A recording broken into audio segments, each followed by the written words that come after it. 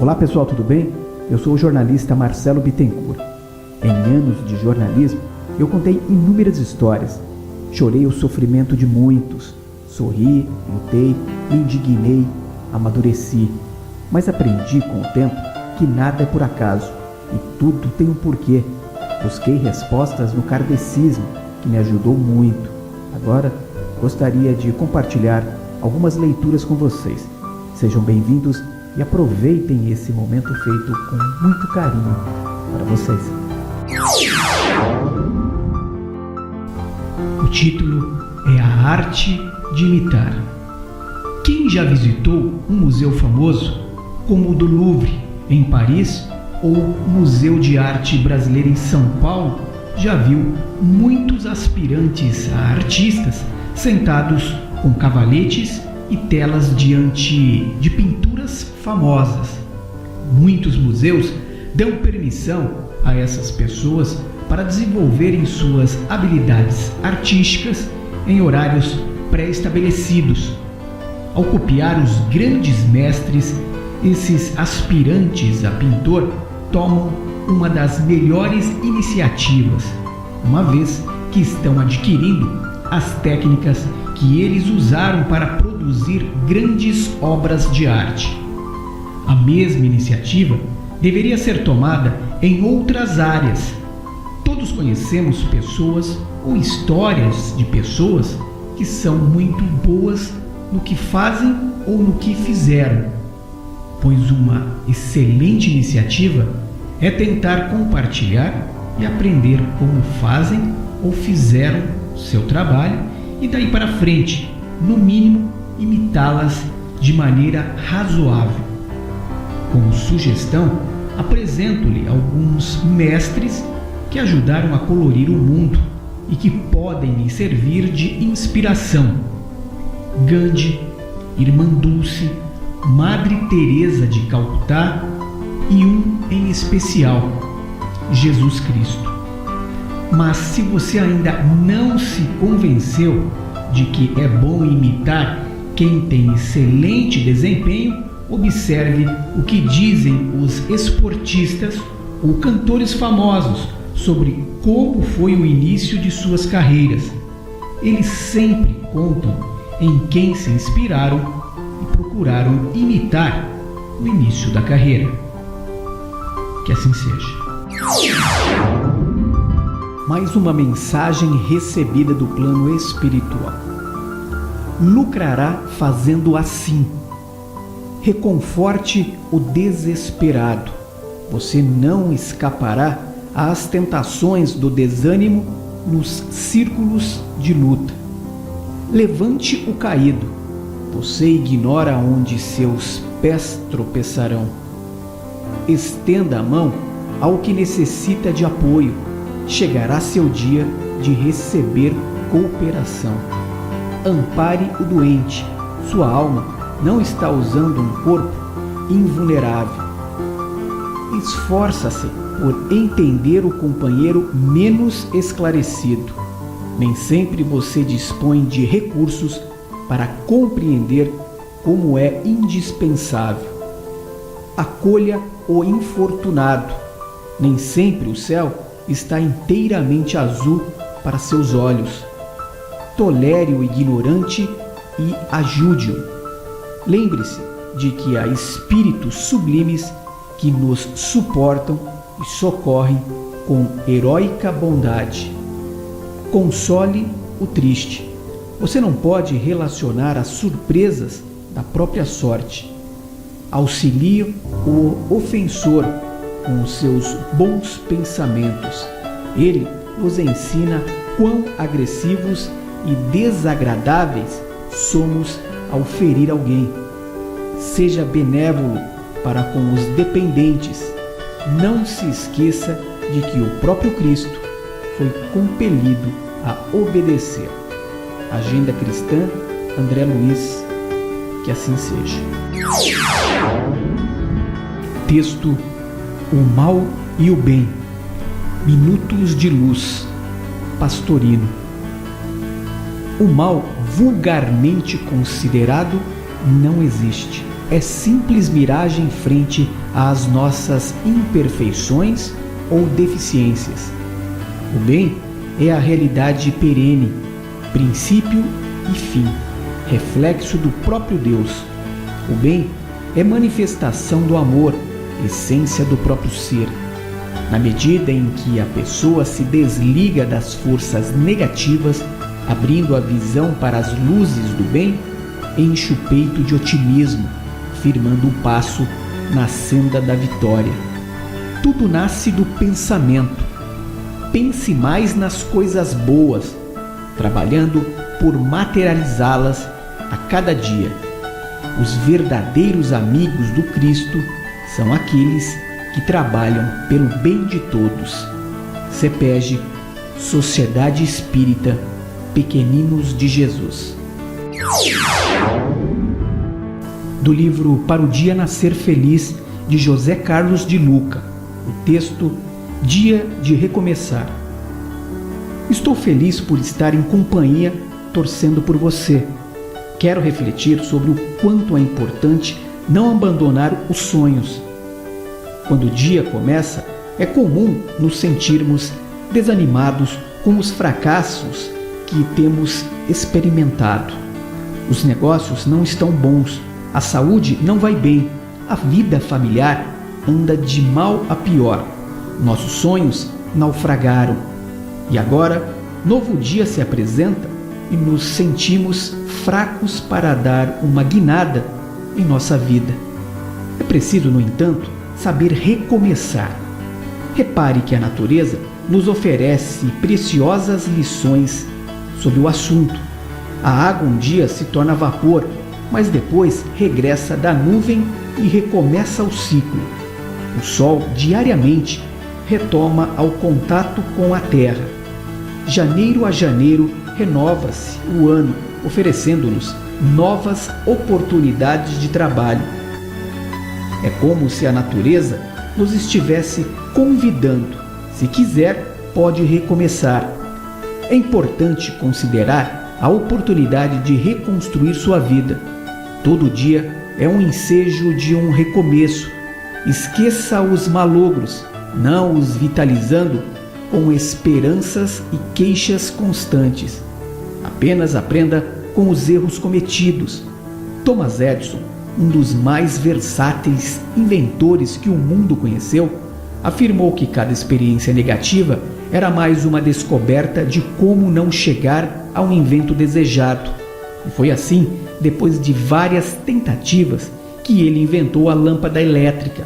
Portanto, as experiências negativas são apenas lições de como não atingir o sucesso esperado. Não dê às suas derrotas mais importância do que elas têm. Você não fracassou, apenas ainda não descobriu a maneira correta de chegar ao resultado esperado. Daí a importância de recomeçar sempre, pois do contrário, você jamais chegará ao objetivo traçado. Se Thomas Edison tivesse desistido, se ele se julgasse um arruinado, hoje talvez ainda estivéssemos à luz de velas. Dê um novo significado aos seus insucessos. Aprenda com os erros cometidos, mude de tática, refaça planos, estratégias e recomece o dia convicto de que é merecedor de novas oportunidades. O dia está à sua espera para que alcance os sonhos que tanto deseja. Através de uma vontade disciplinada, conseguirás atingir os objetivos máximos da tua atual existência. Não desistas, se de início fracassares. Eu sei que você é capaz. Há um gigante dentro de você aguardando ser acordado. Espero que essa leitura seja como uma varinha mágica capaz de despertar toda a sua potencialidade de vencer adversidades. Você é um vencedor. Lembre-se de outros momentos difíceis, porque passou e conseguiu superá-los com muita gana e determinação. Então, agora é a hora de você despertar outra vez.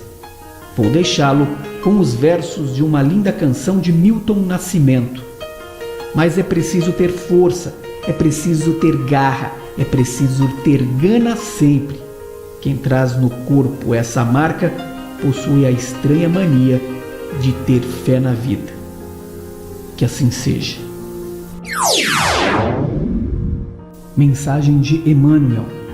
Texto: Mortos amados.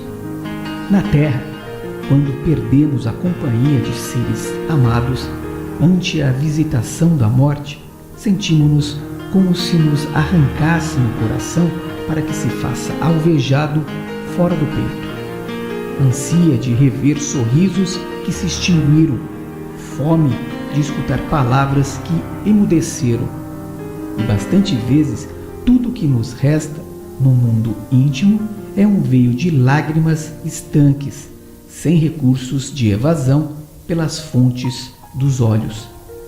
Compreendemos sim, neste outro lado da vida, o suplício dos que vagueiam entre as paredes do lar ou se imobilizam no espaço exíguo de um túmulo, indagando por quê. Se varas semelhantes sombras de saudade e distância, se o vazio te atormenta o espírito, asserena-te e ora, como saibas e como possas, desejando a paz e a segurança dos entes inesquecíveis que te antecederam na vida maior. Lembra a criatura querida que não mais te compartilha as experiências do plano físico, não por pessoa que desapareceu para sempre, e sim a afeição de criatura invisível, mas não de todo ausente. Os que rumaram para outros caminhos, além das fronteiras que marcam a desencarnação, também lutam e amam, sofrem e se renovam.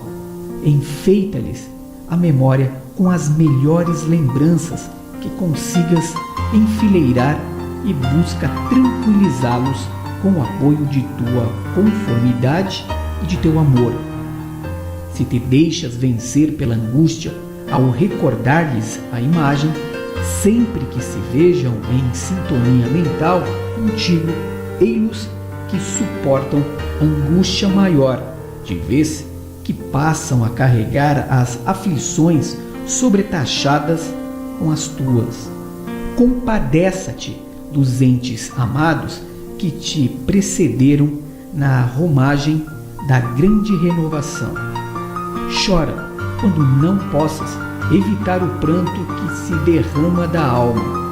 Entanto, converte, quando possível, as próprias lágrimas em bênçãos de trabalho e preces de esperança, porquanto eles todos te ouvem no coração na vida superior, sequiosos de se reunirem contigo para o reencontro do trabalho, do próprio aperfeiçoamento, à procura do amor sem adeus. Que assim seja. Tarefas significativas: visitar o doente no hospital, costurar para os desnudos, oferecer um prato de sopa ao faminto, estender a xícara de leite a quem deva tomar um remédio, cooperar na limpeza de uma instituição assistencial, sorrir para o desesperançado, dar presença incentivando os companheiros a perseverarem, não demonstrar abatimento, retribuir a gentileza de um amigo, escrever um bilhete de apoio a quem esteja em prova, falar edificando, não tecer comentários desairosos, cuidar do jardim. Eis algumas tarefas mais significativas para quem realmente deseja ser útil. CEPEG, Sociedade Espírita Pequeninos de Jesus. Do livro Sinal Verde, de Francisco Cândido Xavier, pelo espírito André Luiz. O texto Entre Cônjuges. Prossiga amando e respeitando os pais depois da formação da própria casa, compreendendo, porém, que isso traz novas responsabilidades para o exercício das quais é imperioso cultivar independência, mas, a pretexto de liberdade, não relegar os pais ao abandono. Não deprecie os ideais e preocupações do outro. Selecione as relações. Respeite as amizades do companheiro ou da companheira. É preciso reconhecer a diversidade dos gostos e vocações daquele ou daquela que se toma para compartilharmos a vida.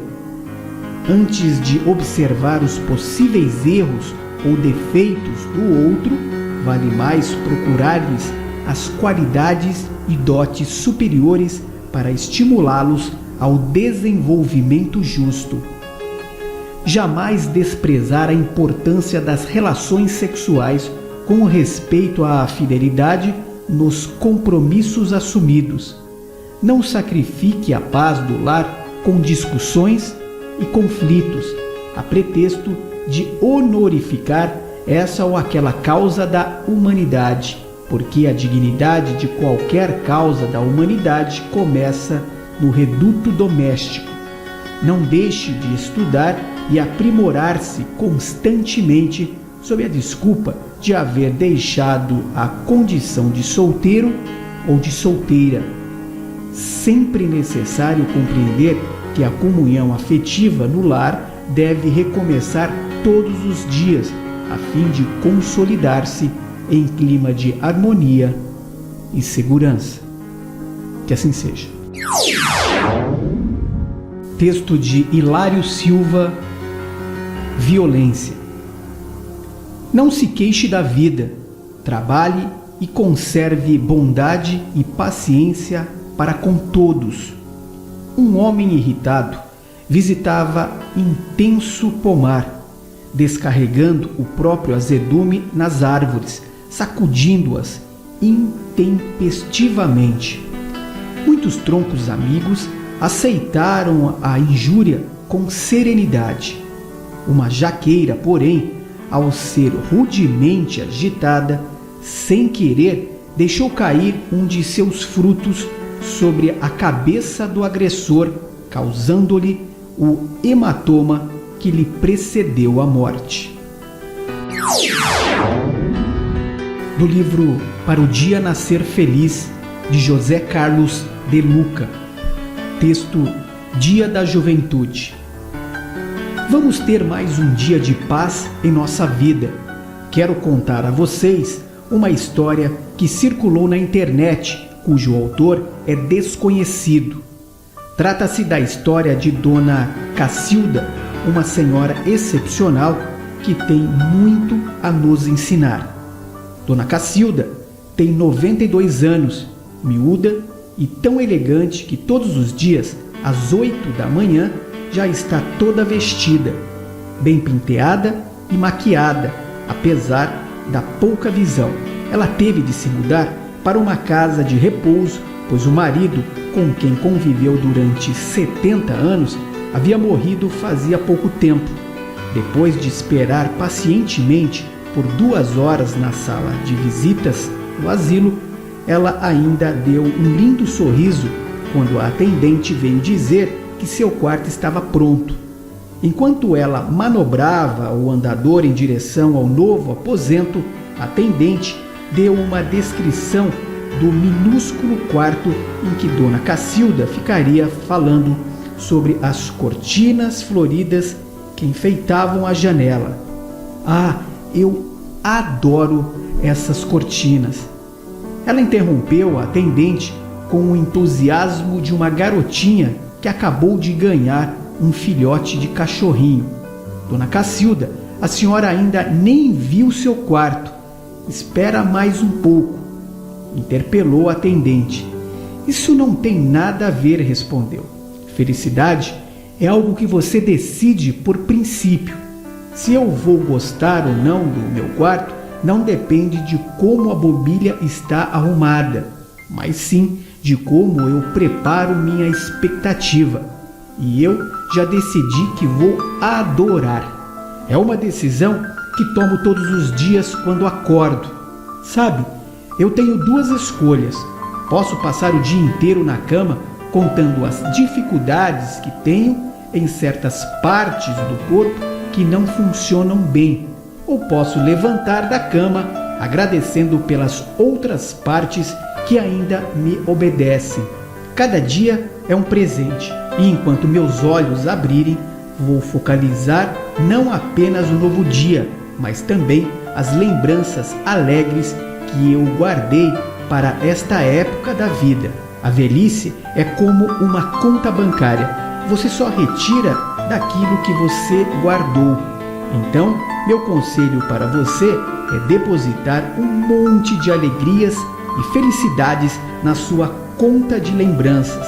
E aliás, obrigada por este seu depósito no meu banco de lembranças. Como você vê, eu ainda continuo depositando. E qual seria uma receita para se manter jovem? Perguntou a moça.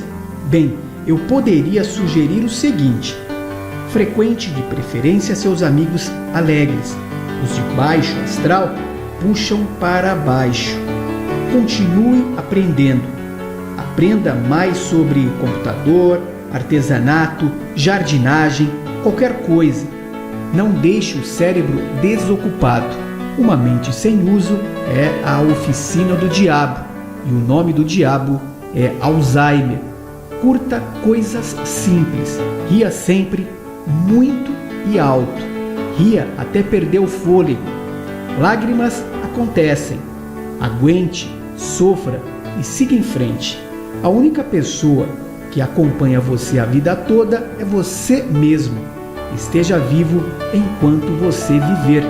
Esteja sempre rodeado do que você gosta. Pode ser família, animais, lembranças, música, plantas ou um hobby, o que for. O lar é o seu refúgio. Aproveite sua saúde.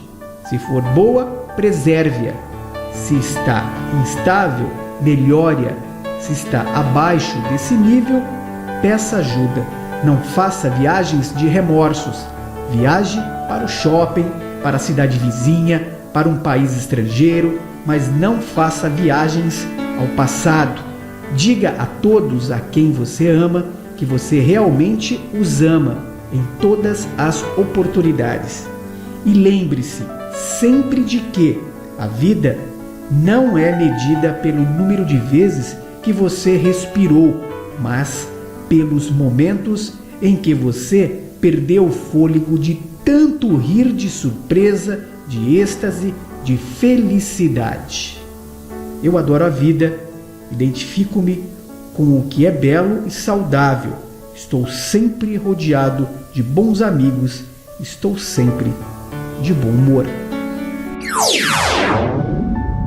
Uma história real com separação e uma reflexão para todos. Um certo dia, o marido chegou para a esposa e disse: "Eu estou querendo me separar, pois decidi ficar com outra mulher que estou apaixonado." A esposa, claro, muito assustada e compassiva, começou a chorar com aquela inesperada decisão. O homem fizera apenas um pedido: para ver a filha todo final de semana, pois a amava muito e não queria perder esse afeto tão precioso para ambos. A mulher, claro, muito comovida com a nova situação, permitiu-lhe o acesso à sua casa toda vez que desejasse, pois sabia da falta que o pai faria à criança, tão pequena, meiga e carinhosa, que era para com o seu papai querido. O pai foi explicar para sua filhinha que iria trabalhar fora e a veria apenas aos finais de semana. Ela chorou e disse que iria sentir muita falta e estaria sempre à sua espera, pois o amava muito. Então ele disse a ela: "Filhinha querida, que tanto amo em minha vida, quando alguém lhe magoar profundamente e você não conseguir perdoar, apenas desculpe." O relacionamento com a amante ia se desintegrando. Não estando satisfeito com a nova vida, pediu para a ex-esposa para poder voltar e ela o aceitou de volta. Então a amante, sentindo traída e com muito rancor, foi até a escolinha da criança, filha do casal, que se reconciliara, e disse que o pai dela pediu que a mesma a buscasse para levá-la para casa. E como todos a conheciam, pois sempre estava na companhia do pai, e até mesmo a criança chamava de tia, foi fácil a liberação da escola. Então, o pior aconteceu. Essa mulher, sem nenhuma piedade, assassinou brutalmente a criança. Foi então presa, condenada, e a cólera do pai, que perdeu a filha, foi além dos limites. Ele pegou uma faca, escondeu em sua roupa e foi até onde a tal estava presa. Mas por piedade de Deus, ele foi descoberto e o mal maior foi evitado. Então o casal, sofrendo com aquela perda dolorosa, resolveu procurar ajuda espiritual, pois até naquele momento nada os consolava. Foram até Chico Xavier e, quando chegaram naquele ambiente fraterno, já sentiram um grande conforto interior e, quando menos esperavam, receberam um conforto maior, uma mensagem da filhinha que desencarnou tão drasticamente. Ela, através de uma carta consoladora, trazia paz para a mãe, uma mulher que soubera perdoar o marido errante e não julgar a Deus pela perda repentina. Então, o pai, muito ansioso pelo consolo da filhinha, não aguentava mais de tanta emoção. Chegou a hora de ouvir a mensagem que ela trazia ao pai, que, arrependido de tal mal que proporcionara a quem mais amava. Paizinho querido, quando alguém magoar profundamente e você não conseguir perdoar, apenas desculpe. Então, a partir daquele momento em diante, este homem se reestruturou, buscou perdoar-se e bebeu da fonte viva que é o perdão e amor de Cristo para com seu próximo. Fundaram então uma entidade acolhedora aos mais necessitados e, com a caridade e paz interior, puderam renovar as atitudes e ter uma vida sem ressentimentos e mágoas. Pois quem trabalha para Jesus, o fardo, por mais pesado que seja, sempre tem um irmão, um amigo para ajudar. Que assim seja. Do livro Para o Dia Nascer Feliz, de José Carlos de Luca. Texto: Dia de Desapego. Gosto muito de uma canção de Lulu Santos chamada Como uma Onda, que você talvez conheça. A música começa com a seguinte estrofe: nada do que foi será de novo do jeito que já foi um dia. Tudo passa, tudo sempre passará. A vida vem em ondas como o mar, num indo e vindo infinito. Tudo que se vê não é igual ao que a gente viu há um segundo. Tudo muda o tempo todo no mundo.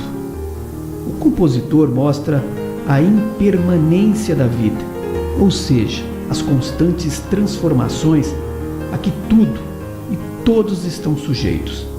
Tudo passa, tudo sempre passará. A vida vem em ondas, ou seja, hoje estamos de um jeito, amanhã de outro. Hoje temos saúde, amanhã enfermidade. Hoje moramos numa cidade, amanhã estamos em outro país. Hoje temos o convívio de uma pessoa querida, amanhã ela nos deixou. Hoje temos prestígio social, amanhã estaremos no anonimato. Hoje temos posses, amanhã as finanças estarão em crise. Tudo muda, a vida vem em ondas, horas de mar calmo, períodos de mar agitado. Todavia, nem sempre nos preparamos para as inevitáveis mudanças. Temos um sentimento de apego muito forte. Joana nos esclarece que esse apego às pessoas e coisas é o grande responsável por muitos sofrimentos. O apego representa a ilusão que temos para deter a marcha dos acontecimentos. Para viver sem sofrimento, devemos evitar o apego exagerado às pessoas e às coisas. Não é viver indiferente, sem paixões, sem intensidade. É viver sem o sentido de posse. É viver aproveitando cada experiência, cada relacionamento, como se fosse a última vez que você estivesse naquela situação. Se soubesse que hoje seria o último dia de sua vida, como você se comportaria? Ligaria para quem? Declararia seu amor a alguém? Pediria perdão? Perdoaria? Visitaria algum amigo? Abraçaria seu filho, sua esposa, seu marido? Ouviria sua música preferida? Isso é viver cada segundo da sua existência como se fosse a própria eternidade. Lembre-se, você é apenas um passageiro da vida. Sinta-se como uma onda no mar. Um dia, as areias da praia receberão seus braços. Não se apegue a nada. Nada lhe pertence definitivamente. As pessoas da sua família não são sua propriedade. Apenas lhe fazem companhia na grande viagem que fizemos a este planeta. O dinheiro, o poder, o prestígio social, a cultura e a própria beleza são ferramentas que a vida nos emprestou para alcançarmos o desenvolvimento das nossas potencialidades. Você não é o seu carro, a sua empresa, a sua família, a sua religião, o seu país, o seu clube esportivo, os seus títulos acadêmicos. Não somos donos de nada, temos apenas a posse temporária dos bens e o convívio momentâneo das pessoas. Se assim conseguirmos viver, nossa vida ganhará paz e alegria, valorizando cada oportunidade que surgir em nosso caminho, bem como cada pessoa que atravessar o rio da nossa existência. Somos viajantes do universo, passageiros com a missão de aproveitar as estações da vida, vivendo-as em plenitude, para um dia retornarmos ao país de origem e dizermos da nossa viagem: esta sim, valeu a pena. Que assim seja. Trama de um pai. Ricardinho não aguentou o cheiro bom do pão e falou: pai, tô com fome. O pai Agenor, sem ter um tostão no bolso, caminhando desde muito cedo em busca de um trabalho, olha com os olhos marejados para o filho e pede mais um pouco de paciência. Mas pai, desde ontem não comemos nada. Eu tô com muita fome, pai. Envergonhado, triste e humilhado, em seu coração de pai, Agenor pede para o filho aguardar na calçada enquanto entra na padaria à sua frente. Ao entrar, dirige-se a um homem no balcão. Meu senhor, estou com o meu filho de apenas 6 anos de idade na porta, com muita fome. Não tenho nenhum tostão, pois saí cedo para buscar um emprego e nada encontrei. Eu lhe peço que, em nome de Jesus, me forneça um pão para que eu possa matar a fome desse menino. Em troca, posso varrer o chão de seu estabelecimento, lavar os pratos e copos ou outro serviço que o senhor precisar. Amaro, o dono da padaria, estranha aquele homem de semblante calmo e sofrido pedir comida em troca de trabalho e pede para que ele chame o filho. Agenor pega o filho pela mão e apresenta-o a Amaro, que imediatamente pede que os dois sentem-se junto ao balcão, onde manda servir 2 pratos de comida do famoso PF, o prato feito: arroz, feijão, bife e ovo. Para Ricardinho era um sonho comer após tantas horas na rua. Para Agenor, uma dor a mais, já que comer aquela comida maravilhosa fazia-o lembrar-se da esposa e mais 2 filhos que ficaram em casa apenas com um punhado de fubá. Grossas lágrimas desciam dos seus olhos, já na primeira garfada. A satisfação de ver seu filho devorar aquele prato simples como se fosse um manjar dos deuses e lembrar de sua pequena família em casa foi demais para seu coração, tão cansado de mais de 2 anos de desemprego, humilhações e necessidades. Amaro se aproxima de Agenor e, percebendo a sua emoção, brinca para relaxar. Ô Maria, sua comida deve estar muito ruim. O meu amigo está até chorando de tristeza desse bife. Será que é sola de sapato? Imediatamente, Agenor sorri e diz que nunca comeu comida tão apetitosa e que agradecia a Deus por ter esse prazer. Amaro pede então que ele sossegue seu coração, que almoçasse em paz e depois conversariam sobre trabalho. Mais confiante, Agenor enxuga as lágrimas e começa a almoçar, já que sua fome já estava nas costas. Após o almoço, Amaro convida Agenor para uma conversa nos fundos da padaria, onde havia um pequeno escritório. Agenor conta então que há mais de 2 anos havia perdido o emprego e desde então, sem uma especialidade profissional, sem estudos, ele estava vivendo de pequenos biscates aqui e acolá, mas que há 2 meses não recebia nada. Amaro resolve então contratar Agenor para serviços gerais na padaria e, penalizado, faz para o homem uma cesta básica com alimentos para pelo menos 15 dias. Agenor, com lágrimas nos olhos, agradece a confiança daquele homem e marca para o dia seguinte seu início no trabalho. Ao chegar em casa com toda aquela fartura, Agenor é um novo homem, sentia esperanças, sentia que sua vida iria tomar novo impulso. Deus estava lhe abrindo mais do que uma porta, era toda uma esperança de dias melhores. No dia seguinte, às 5 horas da manhã, Agenor estava na porta da padaria ansioso para iniciar seu novo trabalho. Amaro chega logo em seguida e sorri para aquele homem que nem lhe sabia por que estava ajudando. Tinham a mesma idade, 32 anos, e histórias diferentes, mas algo dentro dele chamava-o para ajudar aquela pessoa. E ele não se enganou. Durante 1 ano, Agenor foi o mais dedicado trabalhador daquele estabelecimento, sempre honesto e extremamente zeloso com os seus deveres. Um dia, Amaro chama Agenor para uma conversa e fala da escola que abriu vaga para a alfabetização de adultos, um quarteirão acima da padaria, e que ele fazia questão que Agenor fosse estudar. Agenor nunca esqueceu seu primeiro dia de aula, a mão trêmula nas primeiras letras e a emoção da primeira carta. 12 anos se passaram desde aquele primeiro dia de aula. Vamos encontrar o Dr. Agenor Batista de Medeiros, advogado, abrindo seu escritório para seu cliente, e depois outro, e depois mais outro.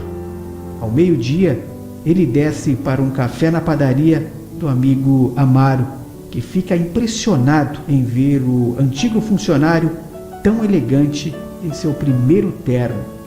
Mas 10 anos se passaram e agora o Dr. Agenor Batista, já com uma clientela que mistura os mais necessitados que não podem pagar e os mais abastados que o pagam muito bem, resolve criar uma instituição que oferece aos desvalidos da sorte que andam pelas ruas, pessoas desempregadas e carentes de todos os tipos, um prato de comida diariamente na hora do almoço.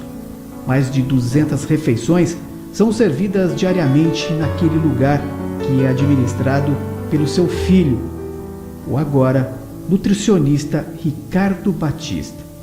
Tudo mudou, tudo passou, mas a amizade daqueles 2 homens, Amaro e Agenor, impressionava a todos que conheciam um pouco da história de cada um. Contam que aos 82 anos, os dois faleceram no mesmo dia, quase que na mesma hora. Morreram placidamente com um sorriso de dever cumprido. Ricardinho, o filho, mandou gravar na frente da casa do caminho que seu pai fundou com tanto carinho. Um dia eu tive fome e você me alimentou. Um dia eu estava sem esperanças e você me deu um caminho. Um dia acordei sozinho e você me deu Deus. E isso não tem preço. Que Deus habite em seu coração e alimente sua alma, e que te sobre o pão da misericórdia para estender a quem precisa. Que Deus abençoe poderosamente, lhe concedendo o dom da caridade e da fé. Quem tem ouvidos para ouvir, ouça. Mateus, capítulo 13, versículo 9. Pessoal, espero que todas essas palavras possam servir para cada dia da vida de vocês e que as reflexões sejam diárias. Forte abraço, muito obrigado e até a próxima. Que assim seja.